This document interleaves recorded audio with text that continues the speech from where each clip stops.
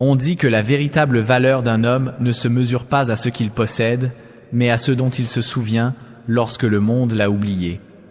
À une époque où les gens vénéraient l'or, le pouvoir et la réputation, vivait un homme qui n'adorait que son Seigneur. Il n'avait pas besoin de parler fort pour se faire connaître, ni de lever les mains pour être vu. Son nom seul avait du poids, non pas parce qu'il avait conquis des terres ou dirigé des armées, mais parce qu'il s'était conquis lui-même. Cet homme s'appelait Ayoub. Avant que les tempêtes ne s'abattent sur lui, avant que la douleur ne s'installe dans ses os, Ayoub menait une vie que beaucoup qualifieraient de parfaite. Mais c'est précisément dans cette perfection que son véritable destin était déjà écrit. Les terres d'Ayoub s'étendaient comme un océan vert, fertile et généreux. Les cultures poussaient haut à chaque saison, les vergers pliaient sous le poids des fruits et les pâturages résonnaient du mugissement des animaux en bonne santé. Bovins, moutons et chameaux, si nombreux qu'on ne pouvait les compter, paissaient librement sous sa garde. Sa maison n'était pas un palais, mais elle y régnait la paix. Les enfants couraient dans les couloirs en riant, et les serviteurs se déplaçaient avec respect, sans crainte. Au centre de tout cela se tenait Ayoub, un homme à la fois riche et chaleureux. Il n'était pas seulement béni, il était profondément aimé. Et pourtant, il ne s'accrochait jamais à ce qu'il avait. Il marchait parmi les gens avec humilité, parlait avec gentillesse et donnait comme s'il ne possédait rien. Ses mains étaient toujours ouvertes, aux pauvres, aux étrangers, à tous ceux qui étaient dans le besoin. Car il croyait que ce qu'il avait ne lui appartenait pas vraiment, mais était une confiance placée entre ses mains par celui qui donne sans compter.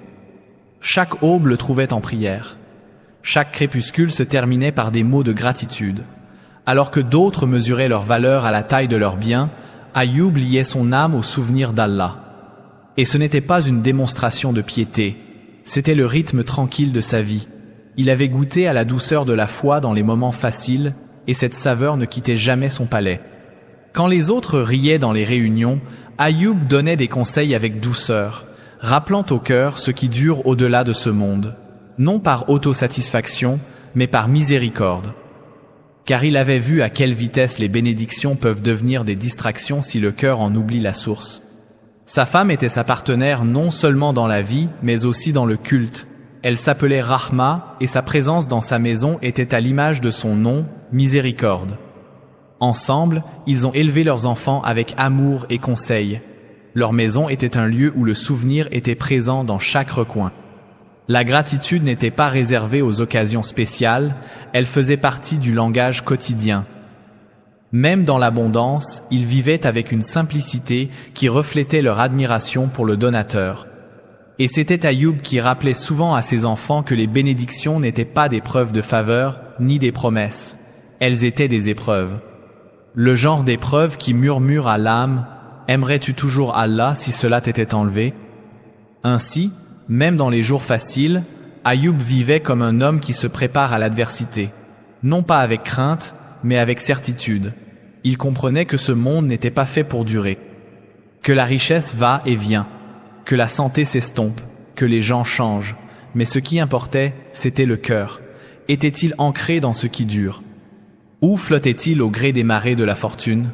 Le cœur d'Ayoub était stable, parce qu'il n'a jamais confondu la lumière du soleil avec une garantie. Il la considérait comme une miséricorde. Et il savait, au fond de lui, que la miséricorde peut prendre différentes formes. Certaines sont chaleureuses et généreuses, d'autres sont froides et tranchantes. Mais elles sont toujours accompagnées de sagesse.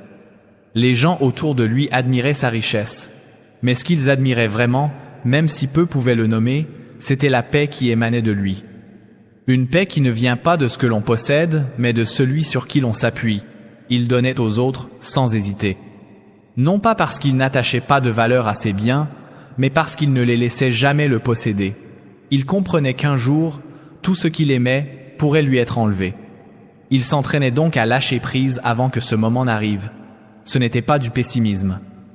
C'était de la foi, celle qui murmure « Même si tout m'est enlevé, mon Seigneur reste ». Et puis, comme dans toutes les histoires des élus, le vent a commencé à tourner. Tout a commencé par un murmure, un souffle de fumée à l'horizon. Un serviteur couvert de poussière est apparu, essoufflé, effrayé. Ses mots sortaient par bribes, entrecoupés d'incrédulité. Un incendie s'était déclaré dans le pâturage. Ce n'était pas un incendie naturel, il était soudain et violent. Il avait tout dévoré. Le bétail avait disparu, les champs étaient noirs. Le ciel au-dessus était devenu couleur de cendre. Ayoub écoutait, silencieux, le visage impassible. Il acquiesça lentement, non pas en signe de défaite, mais de résignation. Nous appartenons à Allah et c'est à lui que nous retournerons. Ce fut tout ce qu'il dit. Mais avant que l'écho de ces mots ne s'estompe, un autre serviteur arriva, puis un autre. Chacun apportait des nouvelles plus sombres. Des pillards avaient attaqué les enclos du sud, tuant ceux qui avaient tenté de les arrêter. Les moutons avaient été emmenés, les chameaux s'étaient dispersés. Puis vint la nouvelle d'une tempête, un vent si violent qu'il avait détruit les granges et écrasé les charrettes sous les débris volants. Les récoltes étaient perdues, les murs s'étaient effondrés. La richesse qui avait pris toute une vie à construire s'était effondrée en quelques heures. Une à une, les bénédictions d'Ayoub s'étaient envolées comme du sable entre ses doigts. À la tombée de la nuit, l'homme autrefois considéré comme le plus riche de la région se retrouvait sans aucun bien. La terre qui avait autrefois accueilli ses pas avec fertilité était désormais stérile et brûlée. Et pourtant, le cœur d'Ayoub ne vacilla pas, il ne cria pas, il ne maudit pas le ciel. Il se rendit à l'endroit où il priait toujours, s'agenouilla et posa son front sur la poussière. La même poussière qui résonnait autrefois sous les sabots de ses troupeaux. La même poussière qui recouvrait désormais les restes de sa fortune. Il murmura les mêmes mots qu'il prononçait toujours. Gratitude, abandon, tawakkul. Sa femme pleurait, stupéfaite par la soudaineté de tout cela. Les serviteurs commencèrent à disparaître, les voisins se détournèrent. Des rumeurs se répandirent, selon lesquelles Ayoub avait peu, être fait quelque chose de mal. Que c'était peu, être une punition. Mais Ayoub ne se laissait pas aller à de telles pensées. Il comprenait une vérité que beaucoup oublient. Les épreuves ne sont pas toujours des signes de colère. Parfois, elles sont des signes de la proximité divine. Allah n'impose pas de fardeau aux âmes auxquelles il ne croit pas, et Ayoub savait que ce n'était que le début. Ce que le monde voyait comme une chute, Ayoub le voyait comme un rappel, et même si ses mains étaient désormais vides, son cœur était toujours plein. Car il n'avait jamais été attaché à ce qu'il possédait. Il avait toujours appartenu à quelque chose de plus grand, quelque chose d'éternel, quelque chose qui ne pouvait jamais être pris. Il y a des pertes qui se comptent en pièces, et il y a des pertes qui détruisent l'âme.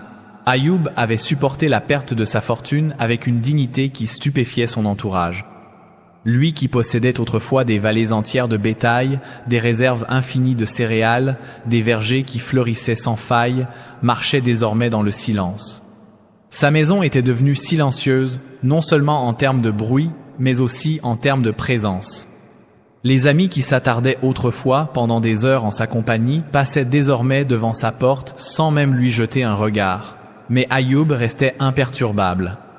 Il ne s'accrochait pas à l'amertume et ne cherchait pas de réconfort dans le souvenir de ce qu'il avait perdu.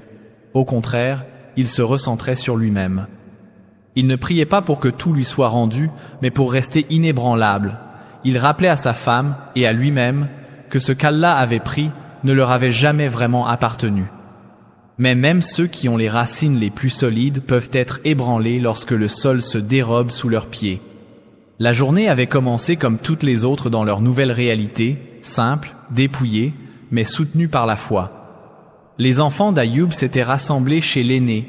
Peu, être pour préserver un sentiment de normalité, peu, être simplement pour trouver du réconfort dans la présence des uns et des autres.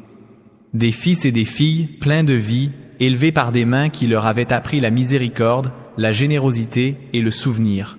Ayoub avait toujours chéri ses enfants plus que sa richesse. Chacun d'eux était une lumière qui guidait son cœur. Il les avait vus grandir, leur avait appris à marcher dans la gratitude, avait écouté leurs rires remplir la cour et les avait serrés dans ses bras pendant les nuits de maladie ou de peur. Ils n'étaient pas parfaits, mais ils étaient à lui. Pas comme des possessions, mais comme des signes de miséricorde, des bénédictions qu'il n'avait jamais prises pour acquises. Puis le vent s'est levé. Pas le vent doux qui murmure dans les feuilles ou rafraîchit la peau après la prière. C'était autre chose. Cela venait comme un cri à travers les montagnes, une fureur qui arrachait les arbres de leurs racines et transformait l'air lui-même en une arme. Le ciel s'assombrit comme en signe de deuil, et une tempête surgit de nulle part, consumant tout sur son passage. En un instant terrifiant, la maison où se trouvaient ses enfants fut frappée. Les murs, autrefois solides et accueillants, tremblèrent. Le toit gémit, puis le silence. Pas le silence du sommeil ou du repos, mais le silence creux qui suit une catastrophe. La nouvelle fut apportée par un seul survivant. Un serviteur, pâle et tremblant, s'effondra à la porte d'Ayoub. Sa voix se brisa lorsqu'il parla. Tous les enfants, disparus.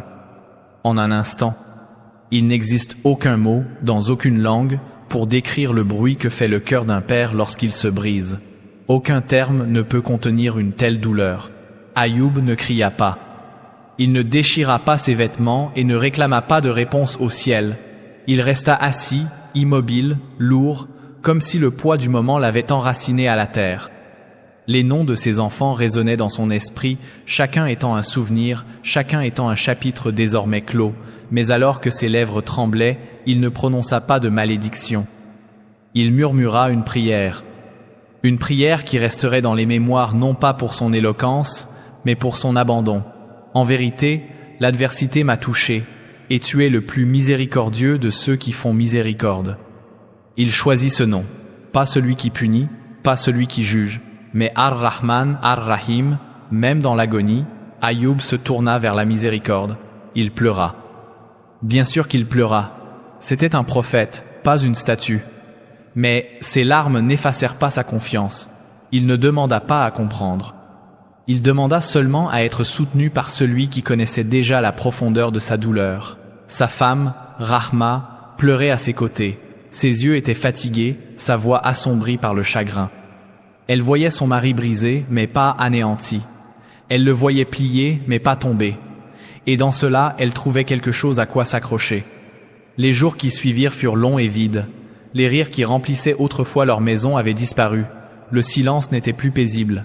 Il résonnait, aigu, rempli de souvenirs. Pourtant, dans ce silence, Ayoub continuait à se souvenir d'Allah. Pas avec de grandes déclarations, mais avec une constance tranquille, avec des murmures de louanges entre deux sanglots. Il continuait à se tourner vers la Qibla, il continuait à faire des doigts, pas pour que les choses changent, mais pour se sentir proche, pas pour remplacer, mais pour la persévérance. Il comprenait que même le chagrin était une sorte d'épreuve et que la patience face à la perte pouvait être la plus haute forme d'amour.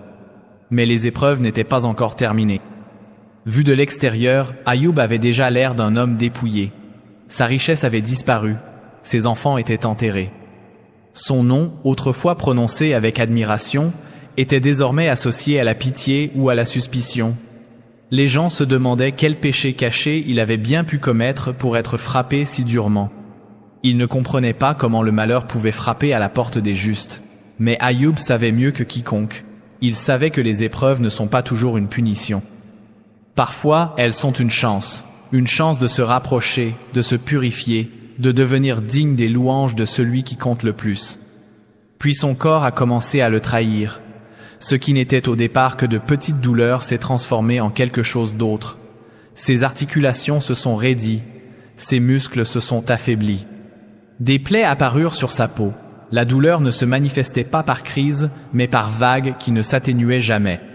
Peu à peu, Ayoub, l'homme qui autrefois se tenait droit, fort et respecté, ne put plus se lever de son lit. Ses mains, autrefois utilisées pour semer et faire l'aumône, tremblaient lorsqu'elles tentaient de saisir ne serait-ce qu'un verre d'eau. Sa voix, autrefois chaleureuse et pleine de conseils, s'affaiblit jusqu'à devenir un murmure. Ceux qui étaient restés dans sa vie commencèrent à partir. Un à un, ses amis disparurent. Ceux qui partageaient autrefois son pain passaient désormais devant sa maison comme si elle n'existait plus. Et ceux qui parlaient de lui le faisaient à voix basse, spéculant, jugeant, jetant le doute sur un homme dont le seul crime avait été une foi inébranlable. Son état empira. La maladie se propagea. L'air autour de lui s'alourdit, imprégné d'une odeur d'infection. Mais malgré tout, Ayoub ne se plaignait pas. Ni à sa femme, ni à son Seigneur, ni même à lui-même. Il restait allongé en silence, se remémorant les jours heureux, non pas avec amertume, mais avec gratitude. Et dans sa maladie, il découvrit quelque chose d'inattendu, une clarté d'esprit. La douleur avait fait tomber les couches qui recouvraient le monde, révélant ce qui avait toujours été là, sous la surface, son amour pour Allah. Un amour que nulle richesse n'avait créé et qu'aucune maladie ne pouvait effacer. Il continuait de prier, pas pour guérir, pas encore, mais pour la proximité, pour la patience, pour la force de continuer à aimer celui qui lui avait tant donné, même si tout lui avait été enlevé. Sa femme, Rahma, était restée, fatiguée, usée, mais inébranlable. Elle était devenue ses mains, sa voix, sa force. Elle travaillait pendant la journée, nettoyant des maisons, transportant de l'eau, échangeant de petits services contre quelques pièces, juste assez pour acheter du pain ou du bouillon. Elle le nourrissait de ses mains, elle nettoyait ses blessures avec son propre tissu, et malgré tout cela, Ayoub ne se plaignait jamais. Il la remerciait, il priait pour elle. Il l'encourageait à avoir confiance, car au fond de lui, il savait qu'Allah veillait toujours sur eux, et peut être que cette épreuve invisible allait donner naissance à quelque chose de magnifique. Les années passèrent, le temps s'estompa, mais la patience d'Ayoub ne faiblit pas. Au contraire, elle s'approfondit. Elle devint non seulement une action, mais un état d'être. La maladie l'avait dépouillé de son corps, de sa richesse, de ses enfants et de sa compagnie, mais elle ne pouvait toucher son âme, car son âme avait toujours appartenu à celui qui n'abandonne jamais. Et c'est là, dans ce long silence, que les graines du soulagement commencèrent à germer, cachées, tranquilles, en attente, car même la nuit la plus longue a une aube. Et celui qui met le cœur à l'épreuve n'oublie jamais le cœur qui continue de l'appeler dans l'obscurité. ChatGPT a dit « Dans un monde qui lui avait tourné le dos, où même ses amis et ses voisins refusaient de croiser son regard, elle était restée. Lorsque la maison avait été vidée de toute voix et que le silence de la maladie avait envahi toutes les pièces, elle était restée. Elle s'appelait Rahma et son nom était sa vérité, la miséricorde incarnée. Elle avait autrefois vécu dans le confort. Ses mains tenaient les dattes des vergers de son mari, ses oreilles étaient autrefois remplies de la joie des rires de ses enfants, ses pieds foulaient autrefois des tapis posés avec la fierté de l'abondance. Mais aujourd'hui, ses mêmes mains ramassaient des pièces de monnaie dans les maisons d'étrangers, ses pieds traînaient dans la poussière pour trouver de quoi manger, et son cœur battait d'un amour qui refusait d'abandonner l'homme qui lui avait tout donné et qui n'avait plus rien à lui offrir, si ce n'est sa foi. Chaque matin, elle se levait avant l'aube. Ses vêtements étaient usés, ses cheveux striés par les épreuves, ses épaules n'étaient plus soutenues par la richesse, mais par la force de son dévouement.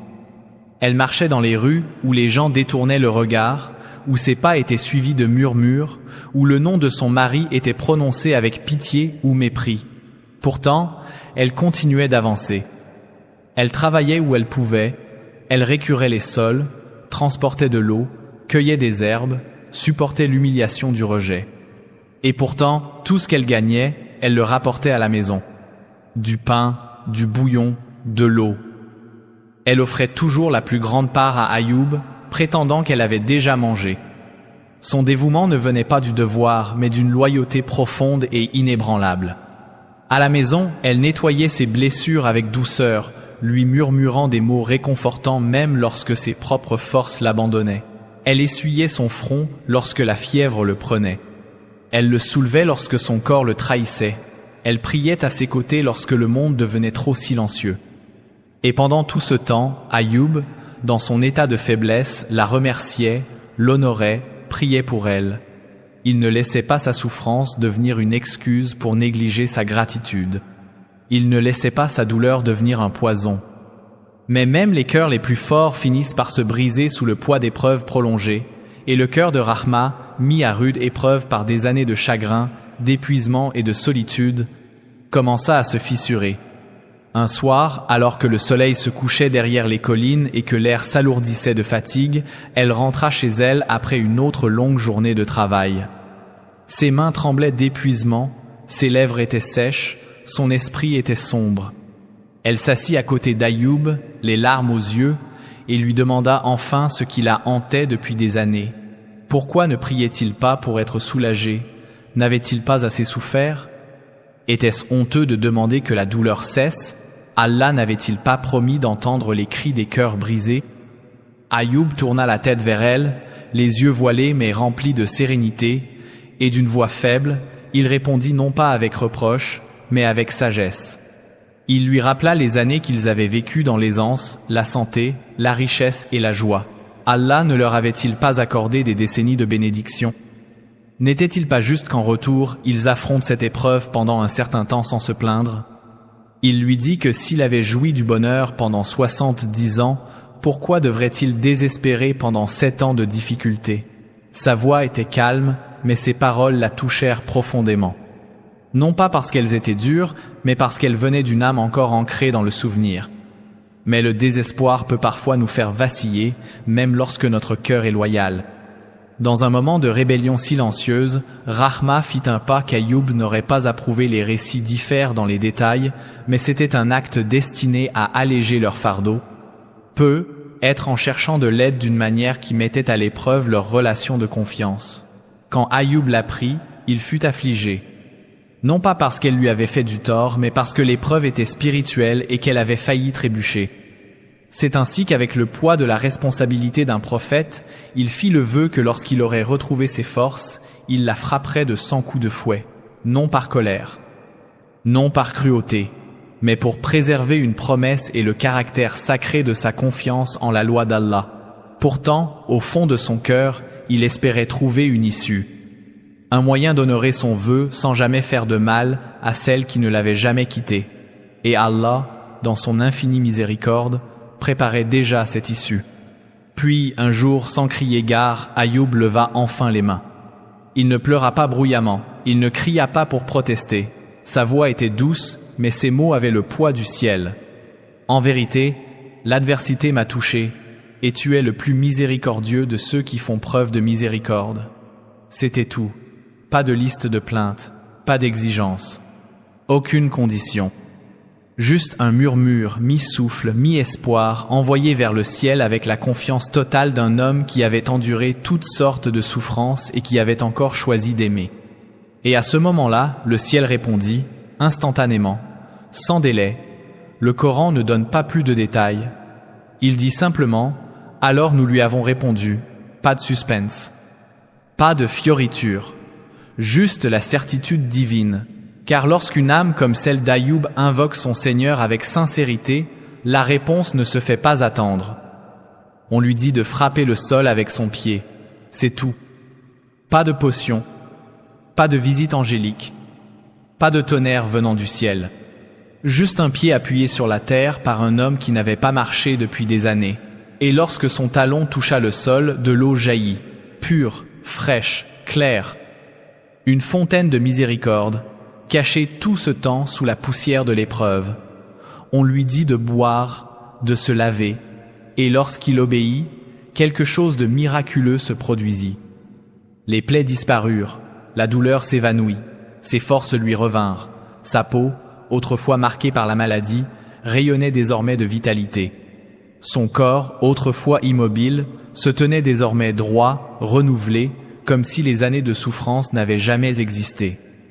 L'homme qui avait été abandonné même par son propre corps était maintenant entier, restauré, rédimé.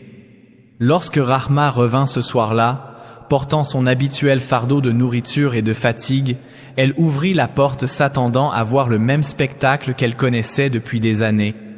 Son mari bien-aimé, immobile, pâle, faible. Mais ce qu'elle découvrit la stoppa net. Un homme se tenait dans sa maison, rayonnant et fort. Elle hésita, pensant que ses yeux la trompaient ou qu'elle s'était trompée de maison. Mais alors, il prononça son nom et ses genoux se dérobèrent sous elle. C'était lui. C'était vraiment lui. Ses larmes coulèrent avant qu'elle ne puisse prononcer un mot. Et Ayoub, désormais guéri, la serra tendrement dans ses bras, non pas avec fierté, mais avec admiration. Car il savait que le miracle ne résidait pas seulement dans sa guérison, mais aussi dans les années qu'ils avaient endurées ensemble, sans devenir amés. Leur amour avait survécu à la tempête et s'épanouissait à nouveau sous le soleil de la miséricorde divine. Allah n'avait pas seulement rendu la santé à Ayoub, il lui avait tout rendu. Sa richesse était revenue, multipliée. Ses terres étaient à nouveau couvertes de fruits et de fleurs, et son bétail était plus fort que jamais. Sa maison, autrefois vide, résonnait à nouveau de rire. Des enfants sont arrivés, renaissants ou offerts en cadeau. Les érudits divergent sur ce point, mais ce qui est clair, c'est que la joie est revenue dans leur vie. Sa femme, autrefois brisée par la fatigue, rayonnait désormais de paix. Les mêmes mains qui nettoyaient autrefois ses blessures portaient désormais des bénédictions. La même voix qui réconfortait autrefois son mari souffrant fredonnait à nouveau des berceuses. Et Ayoub, l'homme autrefois abandonné par la société, devint un modèle. Les gens venaient désormais vers lui non pas pour obtenir de l'aide, mais pour bénéficier de sa sagesse. Ils ne lui demandaient pas comment il avait souffert, mais comment il avait tenu bon. Il s'asseyait en sa présence non pas parce qu'il était riche, mais parce qu'il était la preuve vivante que la patience pouvait changer le cours d'une vie. Et lorsqu'on lui demandait quel sort il avait réservé à sa femme, Ayoub gardait toujours ce fardeau dans son cœur. Mais Allah, dans sa compassion, lui donna un moyen de le respecter sans lui faire de mal. Il lui fut dit de prendre 100 brins d'herbe, de les attacher ensemble et de la frapper une fois, un geste symbolique. L'accomplissement de son serment sans jamais blesser celle qui était restée à ses côtés plus longtemps que quiconque. Ainsi, la miséricorde triompha une fois de plus de la douleur. Et ainsi, l'histoire d'Ayoub boucla la boucle. Il ne devint jamais arrogant après sa guérison. Il ne laissa pas le confort effacer les leçons apprises dans l'adversité. Sa voix resta douce. Ses prières restèrent assidues. Il continua à se montrer généreux. Et surtout, son cœur resta humble. Il savait ce que signifiait tout avoir, puis tout perdre, puis tout retrouver. Et malgré tout cela, il ne perdit jamais de vue celui qui reste immuable, même lorsque le monde est sens dessus dessous. Son histoire n'était pas une histoire de victoire au sens mondain du terme, c'était le triomphe de l'âme. Et longtemps après son époque, son nom a continué à vivre, non pas à cause de miracles, mais à cause de l'homme qu'il était quand il n'y avait pas de miracle en vue. Allah l'a honoré dans le Coran d'un titre qu'aucun roi ne pouvait revendiquer. Nous l'avons trouvé patient, un excellent serviteur. En vérité, il se tournait toujours vers nous. Quelle plus grande louange pourrait-on faire à un homme que d'être qualifié de patient par celui qui voit tout? Aujourd'hui, lorsqu'une mère perd un enfant, lorsqu'un père enterre ses rêves, lorsqu'une famille voit la maladie emporter ce que la santé avait promis, l'histoire d'Ayoub est murmurée comme un baume, non pas pour effacer la douleur, mais pour nous apprendre à la porter, pour nous apprendre que même lorsque le ciel ne répond pas, la porte de la miséricorde n'est jamais fermée, que même dans le silence le plus long, Allah entend, que la patience n'est pas une faiblesse. C'est un acte d'adoration, et que l'espoir, lorsqu'il est lié au très miséricordieux, peut endurer même la nuit la plus sombre et se lever encore avec le soleil.